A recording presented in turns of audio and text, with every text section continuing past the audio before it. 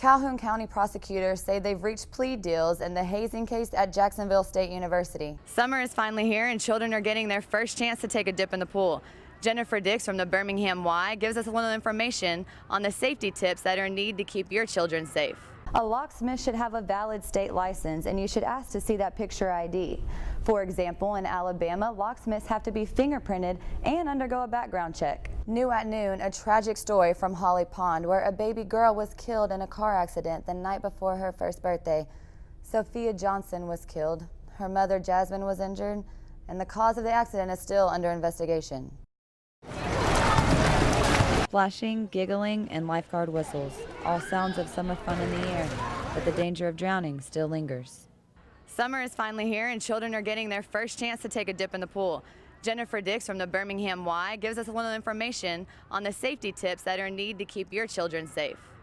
All drownings, true drownings, are preventable, totally preventable. Yet they still happen far too often. Jenny says the phones go crazy right before summer with parents wanting lessons for their children. Our phone starts ringing in March.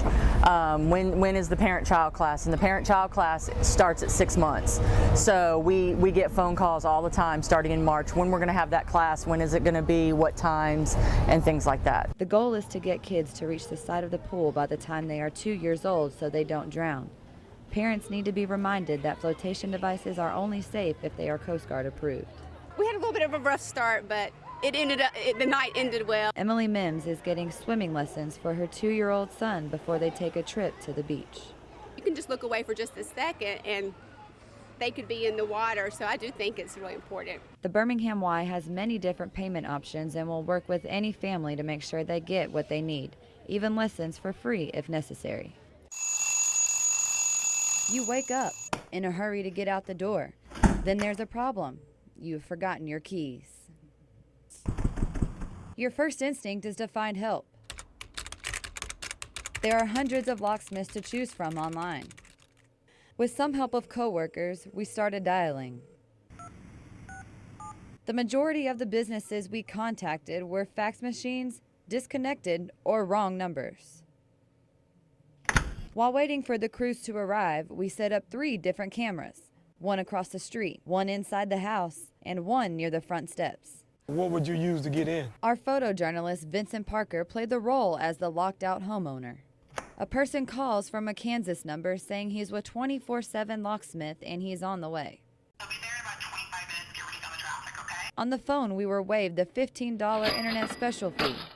That price quickly changed. Service calls $15.95 to get you in. The guy shows up in unprofessional attire, as you can see, and an unmarked car. He never asked Vincent for proof that he actually lives in the home. License or anything? Don't need to be licensed to do this particular thing. After 30 minutes, he still can't get in, and we are stuck paying a $15 service fee. After further investigation, we found that even though 24/7 Locksmith has an Alabama number, the company address is listed in Houston, Texas. Papa Lock gives us a quote of $60. This gentleman arrives in a company vehicle wearing a company shirt. The vehicle has a license number printed on the side. Extra money, you still wouldn't let me in? No, sir. Thomas Robertson refused to open the door. I asked the gentleman for his license to verify proof of ownership of the house. The driver's license and address didn't match. There was nothing I could do for him. Nothing I could do for him. He told us while other locksmith companies aren't verifying addresses, the others are taking advantage of desperate customers. The consumer's stranded. They've been stranded out there for 2 hours. They're willing to spend the money instead of doing a little bit more research. Robertson tells us the best way to keep yourself protected is to ask questions and be aware of your surroundings.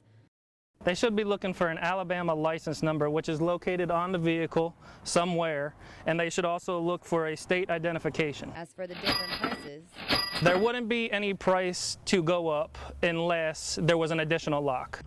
if you live in Alabama, Louisiana, Texas, Oklahoma, California, Illinois, New Jersey, North Carolina, or Tennessee, a locksmith should have a valid state license, and you should ask to see that picture ID. For example, in Alabama, locksmiths have to be fingerprinted and undergo a background check. Kayla Schaefer, Fox 6 News, on your side. Live in HD, this is Fox 6 News, Good Day, Alabama. Hi, I'm Kayla Schaefer. Our top story this morning, police say a 1-year-old girl is dead after being left in a hot car. The child was discovered yesterday afternoon after police say she was in the car for several hours. Fox 6 News reporter Vanessa Ariza has the story. This is the SUV a 1-year-old little girl was found in Wednesday afternoon. The daughter was radiating heat, much hotter than we would be. I'd say about 105, 110 degrees. Not in a good state. Chris Kahn trying to administer CPR to the little girl. He works next to the nail shop the parents of the child work at. I noticed my neighbors in hysterics, ran next door, found their daughter lying on the floor unresponsive. When I asked Kim what had happened, their daughter had been left in the car since 10 a.m. He said emergency crews arrived and took the child to Children's Hospital where she later died.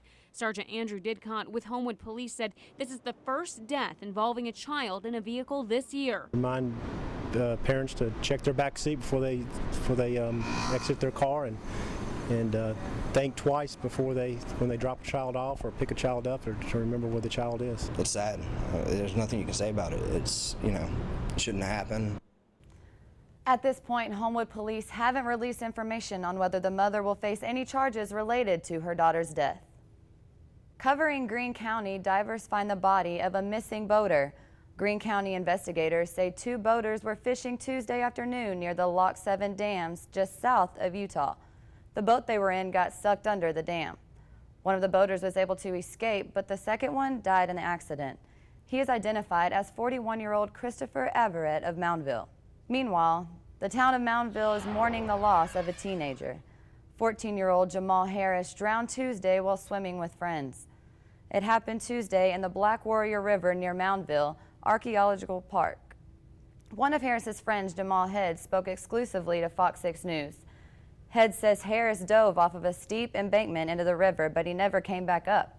Head says he and 3 other friends knew something was wrong and that when they jumped in, desperately tried to save Harris. We just watched him dive in, and he drifted off too far after he dove in. And the 3 of us that jumped in to help him. So we formed a chain. We held each other's hand, formed like a link to go help him. We saw him struggling for his life. We panicked. Search teams found Harris's body later that evening. There doesn't appear to be any foul play involved. Investigators were told Harris could not swim. Birmingham detectives are investigating a robbery and a shooting at a store. Police say Lamb's convenience store on South Park Road was robbed early Wednesday morning. When officers arrived on the scene, they found the store clerk lying on the floor with a gunshot wound. He was taken to the hospital. At last check, he was listed on stable condition. So far, no arrests have been made. A bank robbery in Jacksonville, police say 3 men wearing masks and carrying guns robbed the Wells Fargo branch on Highway 21. Police say they left in a car that was later abandoned just across the highway on Church Street. Officers say that car was stolen from Gadsden yesterday afternoon. A bank customer says the men walked in the bank and ordered everyone on the ground. After we got on the floor, they wanted to get in the vault, but there wasn't anybody to let them in the vault. And they kept saying, if y'all don't want to die, just give us the money. Well, they got the money and ran out. Jacksonville Police Chief Tommy Thompson says the men may have gone to Georgia and should be considered dangerous. Looking around the world, Nelson Mandela turns a year older today. Find out what President Obama says we should do to mark the occasion. Also, a bipartisan deal is reached to lower student loan interest rates. The story when Good Day Alabama returns. Calhoun County prosecutors say they've reached plea deals in the hazing case at Jacksonville State University. The victim was Jason Horton, seen here during his days as a JSU football player. 11 people pleaded guilty to reckless endangerment, where they were tentatively sentenced to a year in jail. 4 more pleaded guilty to hazing.